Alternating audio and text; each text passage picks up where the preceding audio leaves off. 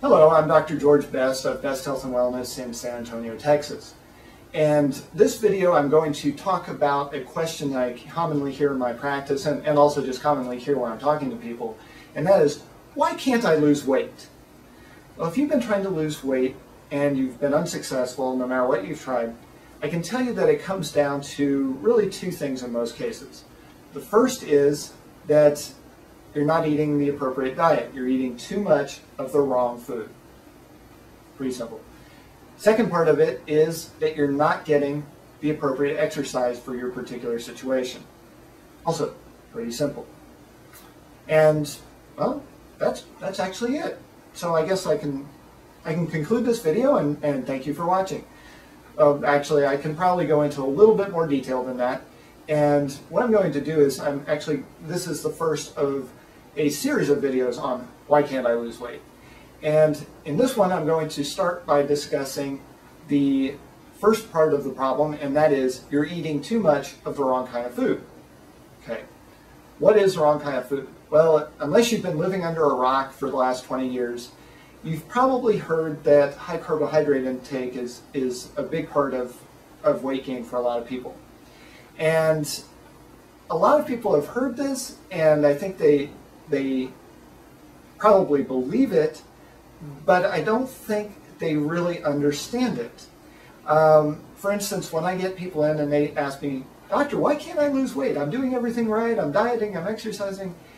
And I'll start by saying, "Okay, well, tell me what you had for breakfast." And I'll say, "Well, I had a bowl of cereal," or maybe they say, I had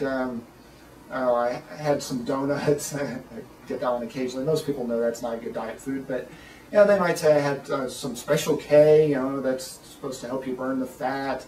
Or maybe they had a bagel with some cream cheese or something like that. And they think, okay, that was not real high in calories, low in fat, was good. And you talk to them and say, "Well, what do you usually have for lunch?" "Well, I usually get a sandwich or something like that." Okay, good. "What did you have for dinner last night?" "Oh, let's see, we had some chicken and some mashed potatoes, and my wife made some cornbread stuffing to go with the chicken." "Okay, yeah. And how about, what did you have for dessert?" "Oh, yeah, we got some really good ice cream. You should try it. Ben & Jerry's has this new flavor." Okay. Now, in case you didn't catch on to that, what that person's eating is not exactly low in carbohydrates. And we'll take it a step further. What exactly is a low carbohydrate diet? And a lot of people automatically associate low carbohydrate with Atkins. Atkins is a low carbohydrate but also an extremely high fat, high protein diet. And the Atkins diet is effective for weight loss for a lot of people, at least initially. It is not really a healthy diet to stay on indefinitely. In fact, even the Atkins diet doesn't recommend you stay on that, what their initial phase is for a long period of time. But a lot of people do, and they wind up actually hitting a plateau and then actually gaining weight later on. But anyway, low carbohydrate means staying away from things that have sugar in them, staying away from things that are made with flour, and staying away from anything that's been refined, like white rice, that kind of thing. In particular, I recommend people stay away from things that contain sugar and flour, because these tend to be the really big issues. So people do eat potatoes, sometimes to excess. Sometimes people eat rice to excess, but really the big problem is the grain-based products. The things that are made with corn, things that are made with wheat, things that are made with any type of sugary type foods. Those are the big issues. Why are these a problem? The main reason why is not because they're high in calories. A lot of people say, "Well, I'm trying to watch my calorie intake." Well, calorie intake is not as important as you think it is. I've heard this said over and over again, "Well, a calorie is a calorie." And that is true in a test tube. That is not true in the body. A calorie from carbohydrate sources is basically the same unit of energy as a calorie from a protein source, but the hormone reactions that occur when you eat a lot of carbohydrates versus when you eat a lot of protein or a lot of fat are totally different. And the big difference is in insulin release. Most people have heard of insulin. They know that diabetics have a problem and they need to take insulin, but they don't really understand what insulin is. Insulin is a fat-storing hormone. What it does is when you eat a lot of carbohydrates, the body releases insulin. Insulin triggers the body to take up the excess blood sugar and store it as fat. That's what insulin does. So when you're trying to burn fat, the first thing you want to do is avoid triggering a lot of insulin release, because not only does insulin store fat, it also inhibits all of the hormones and processes in the body that burn fat. Okay? So when you eat something that triggers a large insulin release from just one meal, or even just one snack, if you just have a big piece of chocolate cake or something, the insulin release from one high carbohydrate meal is enough to prevent you completely from burning fat for 1 to 2 days.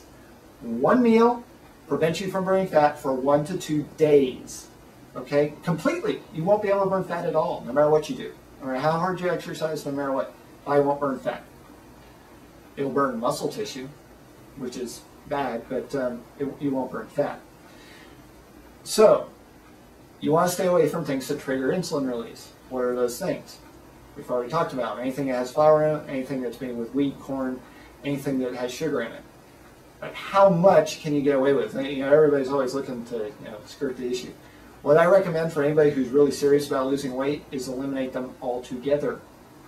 Any carbohydrates that come into your body should be coming in the form of vegetables and to some extent low sugar fruits.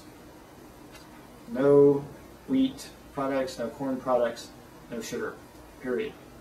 But for those people who want to cheat, what's the limit? Everyone wants to know what's that line they can't cross.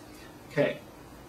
Generally speaking, to be able to burn fat effectively, you want to stay under 25 grams of refined carbohydrates per day.